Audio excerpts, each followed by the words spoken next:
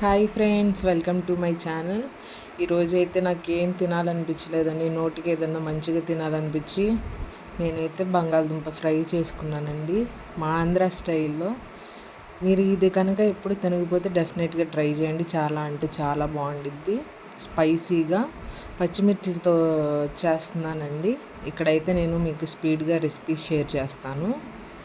First అయితే ఒక jar తీసుకుని పచ్చిమిర్చి, అల్లము, చిన్నుల్లిపాయ, ఉప్పు, పసుపు వేసుకుని మనం మిక్సీ చేసుకుని పెట్టుకోవాలి. తర్వాత బంగాళదుంపలు ఉడకబెట్టుకొని మనం ముక్కలుగా చేసుకున్న తర్వాత ఆనియన్స్ కట్ చేసుకుని పెట్టుకొని కరివేపాకు, కొత్తిమీర కట్ చేసి పెట్టుకోవాలి. తర్వాత ఒక బాండీ తీసుకొని నూనె వేసుకొని ఇలా తాలింపు దినుసులు, ఆనియన్స్ వేసుకొని ఫ్రై చేసుకోవాలి. ఇవి బాగా ఫ్రై అయిన తర్వాత గోల్డెన్ కలర్ రావాలండి. ఇలా గోల్డెన్ కలర్ వచ్చే వరకు మనం ఫ్రై చేసుకోవాలి.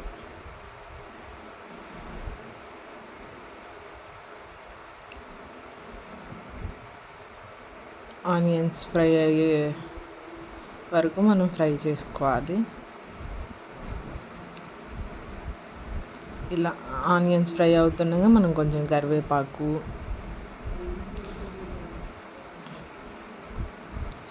నోటికి చాలా బాగుండిద్దండి. ఏం తినాలనిపించినప్పుడు ఇది చేసుకున్నారంటే కాస్త నోటికి మంచిగా ఉండిద్ది. ఇలా గోల్డ్ కలర్ చేంజ్ అవుతుంది, చూసారు కదా. కలర్ చేంజ్ అయిన తర్వాత మనం ఇందాక చేసుకున్న పేస్ట్ ఉండిద్ది కదండి, అది యాడ్ చేసుకోవాలి. ఇదిగోండి, నేనైతే యాడ్ చేసుకుంటున్నాను. పేస్ట్ యాడ్ చేసుకుని బాగా ఫ్రై చేసుకోవాలి. పచ్చివి మనం పేస్ట్ చేసుకున్నాం కాబట్టి ఆ పచ్చి స్మెల్ పోయే వరకు మనం వేయించుకున్నామంటే టేస్టీగా ఉంటుంది.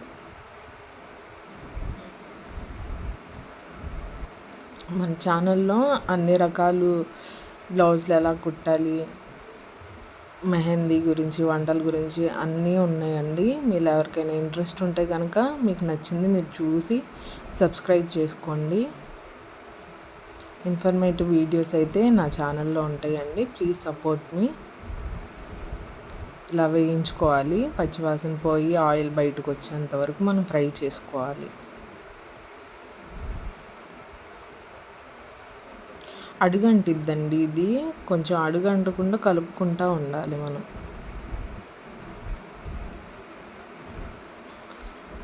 ఇంకో బంగాళదుంపలు కట్ చేసి పెట్టుకున్నాం కదా, దాన్ని ఇప్పుడు యాడ్ చేసుకోవాలి మసాలాలోకి. ఇవి కూడా ఆ మసాలా ఫ్లేవర్స్ అన్నీ బంగాళదుంపకు పట్టేలాగా మనం ఫ్రై చేసుకోవాలి కాసేపు.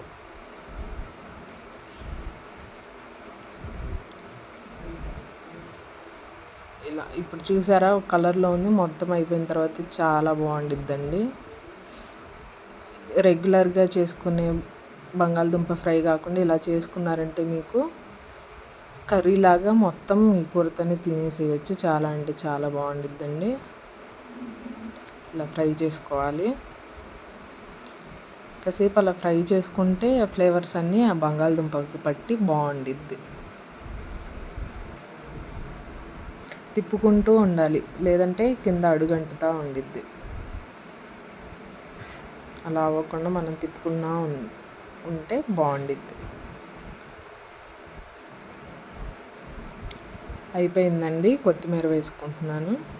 కొత్తిమీర వేసుకుని కాసేపు మగ్గనిస్తే మన ఫ్రై అయితే రెడీ అయిపోయిద్ది. నా వీడియో కనుక మీకు నచ్చినట్లయితే లైక్ చేయండి, షేర్ చేయండి, సబ్స్క్రైబ్ చేసుకోండి ఫ్రెండ్స్.